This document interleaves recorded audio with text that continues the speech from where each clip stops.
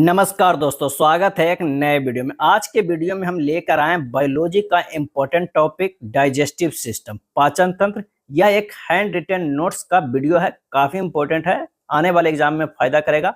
आप जरूर देखिए शुरू से अंत तक। तो आइए शुरू करते हैं डाइजेस्टिव सिस्टम। सबसे पहले जानते हैं पादप और जंतुओं में पोषण। पोषण क्या है? तो वह प्रक्रिया जिसके द्वारा कोई जीव भोजन ग्रहण करता है और उसका उपयोग करता है, पोषण कहलाती है। वह प्रक्रिया जिसके द्वारा कोई जीव भोजन ग्रहण करता है और उसका उपयोग करता है, पोषण कहलाती है।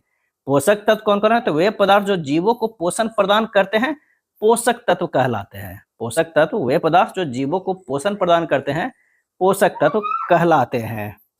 कार्बोहाइड्रेट, प्रोटीन और वसा मुख्य पोषक तत्व है और मैक्रोन्यूट्रिएंट कहलाते हैं। क्या कहलाते हैं? मैक्रोन्यूट्रिएंट कहलाते हैं।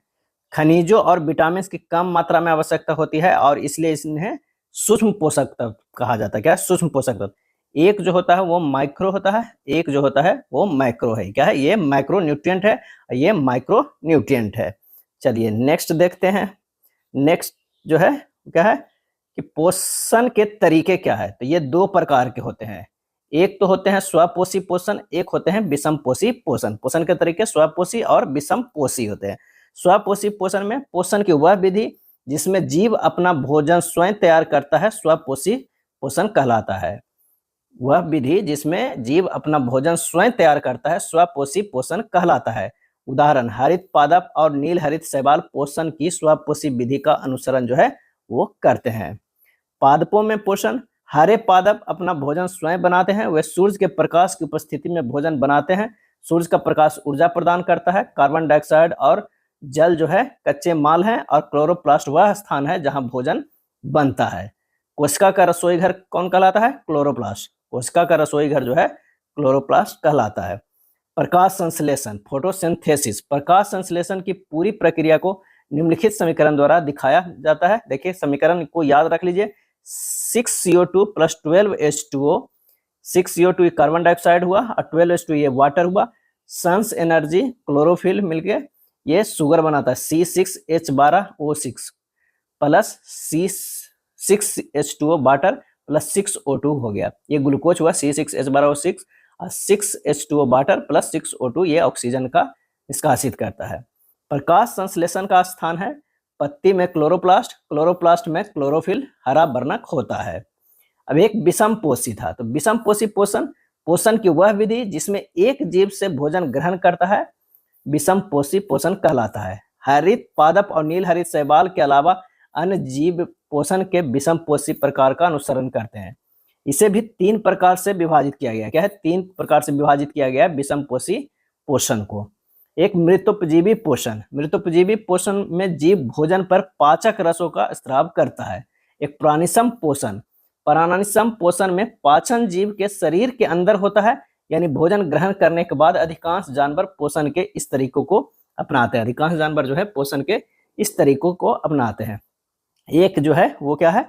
वो है परजीवी पोषण। वह जीव जो किसी अन्य जीव यानी मेजबान के अंदर या बाहर रहता है और उससे पोषण प्राप्त करता है, उसे परजीवी के रूप में जाना जाता है और इस प्रकार के पोषण को परजीवी पोषण कहा जाता है। उदाहरण जैसे मोडियम, टीक आदि ये सब जो है वो परजीवी पोषण है।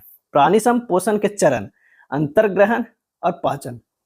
अंतर्ग्रहण भोजन ग्रहण करने की प्रक्रिया। पाचन जटिल खाद्य पदार्थों को सरल अणुओं में तोड़ने की प्रक्रिया जो है वो हुआ। तो अब शोषण क्या है? इसके जो है प्राणिसम पोषण के कई चरण है। तो एक अंतर्ग्रहण जिसमें भोजन ग्रहण करने की प्रक्रिया है। पाचन जटिल खाद्य पदार्थों को सरल अणुओं में तोड़ने की प्रक्रिया। अब शोषण पचे हुए भोजन को अब शोषण की प्रक्रिया। स्वांगीकरण पचे हुए भोजन का उपयोग ऊर्जा वृद्धि और मरम्मत के लिए। उसके बाद जो है उत्सर्जन, अपचित भोजन जो कुछ नहीं पचता है वो भोजन को शरीर से बाहर निकालने की प्रक्रिया को उत्सर्जन जो है कहते हैं। अब आइए पाचन देखते हैं। डाइजेशन भोजन को ऐसे सरल पदार्थों में तोड़ने की प्रक्रिया जिसका उपयोग शरीर ऊर्जा, उत्तक विकास और मरम्मत के लिए कर सकता है। कार्बोहाइड्रेट, कार्बोहाइड्रेट क्या है? ग्लूकोज में प्राप्त होता है इसे। बसीय अम्ल, प्रोटीन से अमीनो एसिड प्राप्त होता है। विटामिन और मिनरल्स शरीर में पाचन नहीं होता है, पहले से ही सूक्ष्म होते हैं अतः और विभाजन संभव नहीं है। उदाहरण दूध में उपस्थित जो है वो कैल्शियम। मानव पाचन तंत्र की संरचना की अगर हम बात करें, structure of the human digestive system का, तो एलिमिनेटरी कैनल में जो है आहार नली, जो कि लंबाई 9 मीटर 33 फीट, उसके बाद मुख गुहा, उसके बाद ग्रास नली, अमाशय, छोटी आंत, बड़ी आंत, ये सब है। आहार नली, मुख गुहा, ग्रास नली, अमाशय, छोटी आंत, बड़ी आंत। संबद्ध ग्रंथियां की अगर हम बात करें तो क्या है, लार ग्रंथि, जठर ग्रंथि, यकृत और अग्न्याशय। अब मुख गुहा से देखते हैं तो इसमें जो है दांत होते हैं, जीभ होते हैं और लार होते हैं। दांत के बारे में, टीथ के बारे में जाते हैं। स्टडी ऑफ टीथ क्या कहलाता है? ओडोंटोलॉजी। क्या है? ओडोंटोलॉजी कहलाता है। हमारे दांत की ऊपरी सतह पर मौजूद इनेमल हमारे पूरे शरीर का सबसे सख्त हिस्सा है। इनेमल जो है पूरे शरीर का सबसे सख्त हिस्सा है। इनेमल CaCO3 प्लस CaPO4 60 से 70 गुना अधिक जो है calcium carbonate plus calcium phosphate enamel में रहता है। वयस्क व्यक्तियों की दांतों की संख्या 32 होती है, 16 प्लस 16, 16 नीचे 16 ऊपर। शिशुओं में दांतों की संख्या 20 होती है, 10 प्लस 10, 10 नीचे 10 ऊपर होता है। दंत सूत्र देख सकते हैं, वयस्कों में 21-23 का जो है ये रहता है, 21-23। 21-23 का मतलब ही हो गया क्या है, 21-23 हुआ। तो इसमें जो है 4 4 से 4 गुना 2 8 हुआ, ये 4 गुना 1 हुआ, ये 4 गुना 2 हुआ, ये 4 गुना 3 हुआ। 4 गुना कृदंत जो है कितने होते हैं? 8 होते हैं। कृदंत इसमें जो है 8 हुए। रदनक जो है 4 हुए, कृदंत 8। अग्र चवर्णक जो हुआ 8, चवर्णक जो हुआ वो 12 हुआ। 8 4 8 12, टोटल कितने हुए? 32। बच्चों में 21 2 2 1 0 2, यानी कृदंत 8, रदनक 4, अग्र चवर्णक 0, चवर्णक 8 होते हैं। दूध के दांत जो है 20 होते हैं। 3-4 वर्ष की उम्र में 2 बार टूटकर जो है वो झड़ जाते हैं, आ जाते हैं। यानी दूध के दांत जो 20 होते हैं, पूरे उम्र के समय अगर कहा जाता है कि 20 दांत हैं जो टूटते हैं और फिर आते हैं। क्या है? आते हैं। अक्ल दांत, विजडम टीथ भी 18 साल की उम्र के बाद आते हैं। इसकी संख्या जो है 4 होती है। यह चबर्नक में शामिल किए जाते हैं। यह अवशेषी अंग है। क्या है? अवशेषी। विजडम टीथ कितने होते हैं? तो 4 होते हैं। कृदंत, इन्हें स्माइल टीथ कहते हैं। इससे 8 होते हैं। यह भोजन को काटने के काम आता है। स्माइल टीथ जो है भोजन को काटने में काम आता है। रदनक 4 होते हैं, नुकीले दांत होते हैं। कार्य इसका है चीड़ फाड़ करना है। अग्र चबर्नक 8 होते हैं। कार्य है क्या है? पीसना है। चबर्नक क्या है? मोलर जो 12 होते हैं। लार मिलाना है और पीसना है। मानव दांत की विशेषताएं देख लेते हैं। ग्रीवदंती, मसड़ों में फंसे दांतों को। विषमदंती, तो सभी दांतों के समान ना होना। मछली मगरमच्छ के समान दांत होते हैं। जो है डाइफ एंड डोंट, यानी द्विबारंती, कुछ दांत जो 2 बार आते हैं उसे द्विबारंती कहते हैं। जीभ के बारे में देख लेते हैं, काफी इंपॉर्टेंट है। टोंग, यह पेशी अंग है। यह एक हायोड हड्डी से जुड़ी हुई होती है। हायोड हड्डी से जुड़ी होती है। एक मानव जीभ में औसतन जो है 2000 से 8000 स्वाद कलिकाएं मौजूद होती है। जीभ की लंबाई 10 सेंटीमीटर होती है। जिह्वा सतही जो है रचना देख लीजिए, यहाँ पर एक फिगर में यहाँ पर जो मौजूद है ये, इसमें कसैला जो है वो दांत के पीछे, जीभ के पीछे वाले भाग में, कड़वा यहाँ लग रहा है। और नमकीन जो है आगे वाला, सबसे आगे वाला जो नुकीला है उस पे क्या है? वो है मीठा। और खट्टा जो देखिए दाएं बाएं जो दोनों तरफ है खट्टा नमकीन। ये फिगर को याद रखिए, कई बार प्रश्न जो है इससे पूछा जाता है। पैपिला, पैपिला क्या है? तो ऊपरी सतह पर कई प्रकार के पैपिला होते हैं जो छोटे छोटे उभार होते हैं, जिनमें स्वाद कलिकाएं जो होती है पैपिला, जीभ पर स्वाद कलिकाएं पैपिला के भीतर अंतः साबित स्वाद बोध के लिए जिम्मेदार है। स्वाद बोध के लिए जो है जिम्मेदार है। मुख गुहा की बात करें तो मुख गुहा में ही लार ग्रंथियां पाई जाती है। जबड़े के नीचे और पीछे 3 जोड़ी जो है प्रमुख लार ग्रंथियां होती है। एक पैराटिड लार ग्रंथियां, जैसे कर्णमूल, तीनों में सबसे बड़ी, कान के पास संख्या में 2 होती है। एक सब लिंगयुत लार ग्रंथियां, जीभ के पीछे उपस्थित होता है, सबसे छोटी होती है। एक जो होता है सबमेंडिब्यूलर लार ग्रंथियां, नीचे वाले जबड़े के नीचे होते हैं। सबमेंडिब्यूलर लार ग्रंथियां जो नीचे वाले जबड़े के नीचे होते हैं, ये 70 से 80% जो है लार उत्पादित करते हैं। लार जिसका पीएच मान 6.8 होता है, यानी अम्लीय होता है। लार ग्रंथियों में उत्पादित लार जो है 98% जल होता है। स्लाइबरी एमाइलेज या टाइलिन एंजाइम स्टार्च को पचाता है। स्लाइबरी जो है एमाइलेज या टाइलिन एंजाइम स्टार्च को पचाता है।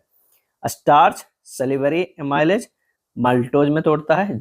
G+G यानी ग्लूकोज प्लस ग्लूकोज 70%। बोलम, बोलम लार परस भोजन को जो है क्या बोलते हैं? बोलम या बोलस भी बोलते हैं। क्या है? बोलम। भोजन नलिका या ग्रास नली, यह बोलस को जो है क्रमानुकंचन द्वारा मुंह से पेट तक जो है पहुंचाता है। यानी भोजन में लार मिला हुआ है उसे बोलस बोलते हैं या बोलम, और वो भोजन को क्रमानुकंचन द्वारा मुंह से पेट तक पहुंचाता है। भोजन नलिका या ग्रास नलिका, लंबाई 25 सेंटीमीटर। पाचन ग्रंथियां अनुपस्थित होता है इसमें कोई पाचन की क्रिया नहीं होता है। लयबद्ध संकुचन और पेशीय भित्तियों के शिथिलन के कारण क्रमाकुंचन होता है। अमाशय या जठर पेट जे आकार का होता है। पेट में खाना 4-5 घंटे रहता है। जठर ग्रंथि से जठर रस निकलता है। इसके 3 भाग होते हैं, फंडस, कॉर्डिया और पाइलोरस। क्या है? फंडस, कॉर्डिया और पाइलोरस होते हैं। जठर ग्रंथिया में 2 प्रकार की कोशिका पाई जाती है। ऑक्सीजनेटिक एंजाइम को सक्रिय करेगा, HCl बैक्टीरिया को मारेगा। HCl जो क्या करेगा? बैक्टीरिया को मारेगा। ऑक्सीजनेटिक पेप्सिनोजेन HCl मिलकर पेप्सिन बनता है। प्रोपिनिन जो है अक्रिय है, वो HCl मिलकर रेनिन बनता है जो कि सक्रिय है। प्रोटीन पेप्सिन से मिलकर पेप्टाइड्स या पेप्टोन्स बनता है। कैसीन जो मिल्क प्रोटीन है, रेनिन से मिलकर बनकर पैरा कैसीन बनता है। उसके बाद पेप्सिन से मिलकर पेप्टाइड बनता है। क्या है? पेप्टाइड बनता है। और दूसरा जो जठर ग्रंथि है वह है पेप्टिक या मुख्य कोशिका एंजाइम। इसका महत्वपूर्ण तथ्य जो है वो क्या है? pH 1.5 से 1.8 अम्लीय होता है। एंजाइम को अमाशय सक्रिय करता है। श्लेष्मा झिल्ली इसे एसिड से जलने से बचाती है। भोजन प्लस स्राव जो है वो कायम अमाशय वाला भोजन। छोटी आंत की बात करें, स्मॉल इंटेस्टाइन, जिसकी लंबाई 6 से 6.5 मीटर तक होती है, व्यास 1 इंच। इसके प्रमुख 3 भाग होते हैं। क्या है?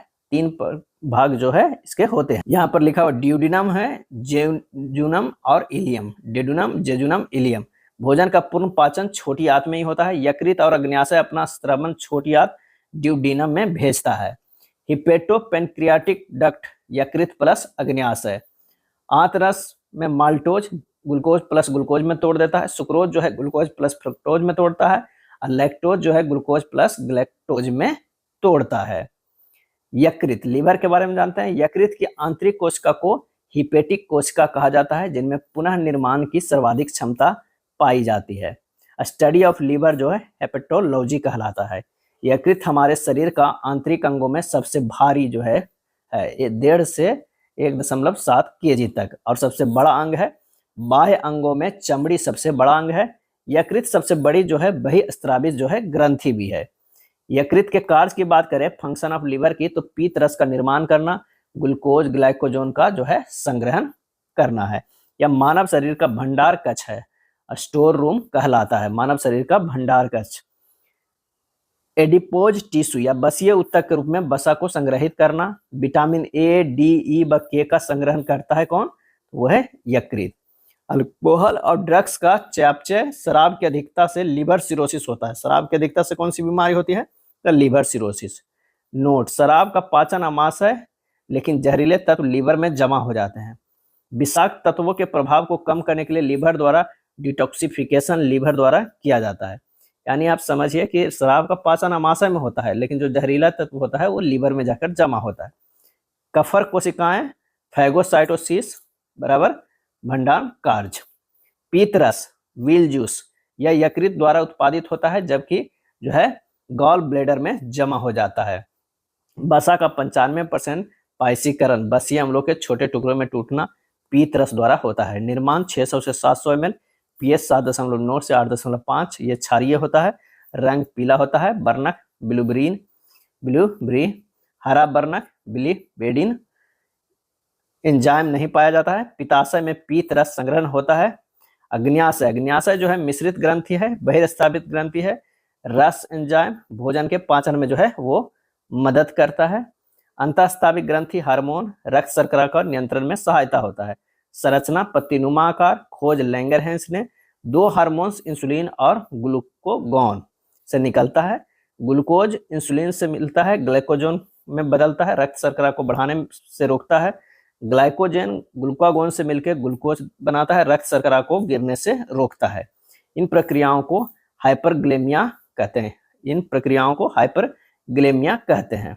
अग्न्याशय रस, 3 मुख्य एंजाइम। यह अग्न्याशय रस का निर्माण 1 लीटर पर डे करता है। इसे छोटी आंत को भेज दिया जाता है। एमाइलेज, स्टार्च को माल्टोज में तोड़ता है। एमाइलेज।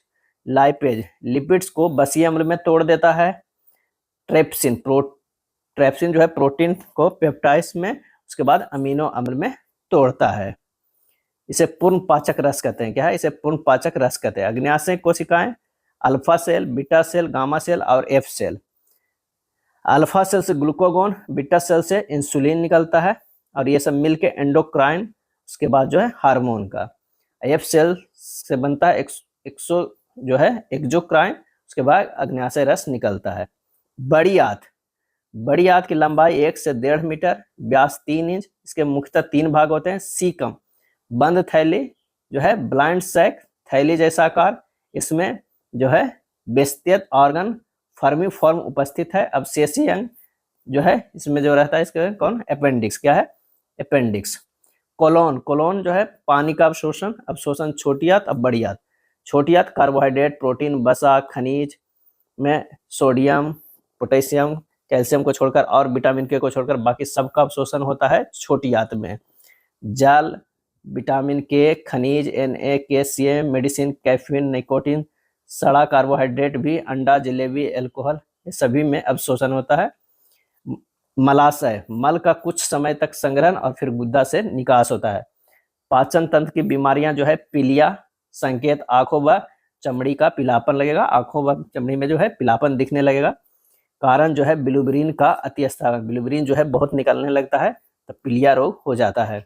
बड़ी आंत का सिकुड़न, symptoms of IBS include abdominal pain, diarrhoea जो है, डायरिया, कंस्टिपेशन, ये सब जो है बड़ी आंत के सिकुड़न से होता है। डायरिया, दस्त, बहुत अधिक क्रमाकुंचन गति, मल तरलता, भोजन का कम अवशोषण। महत्वपूर्ण तथ्य कि गाय खरगोश की छोटी आंत अपेक्षाकृत लंबी होती है। खूर वाले जानवरों के आमाशय का सबसे बड़ा हिस्सा रुमेन कहलाता है। मछली में होमोडोंट दांत पाए जाते हैं। छोटी दांत के अवशोषण क्षेत्र जो है में बढ़े हुए अंगुली नुमा बिलाई कहलाते हैं। पाचन तंत्र की जांच जो है इंडोस्कोपिक विधि द्वारा होता है। भोजन के पाचन की प्रक्रिया के दौरान होने वाले ऊर्जा परिवर्तन रासायनिक ऊर्जा से उष्मा ऊर्जा में होता है। ये था डाइजेस्टिव सिस्टम का वीडियो। अगला वीडियो अगर पसंद आएगा आप लोग के तो कंकाल तंत्र स्केलेटन सिस्टम लेकर आएंगे। तब तक के लिए धन्यवाद।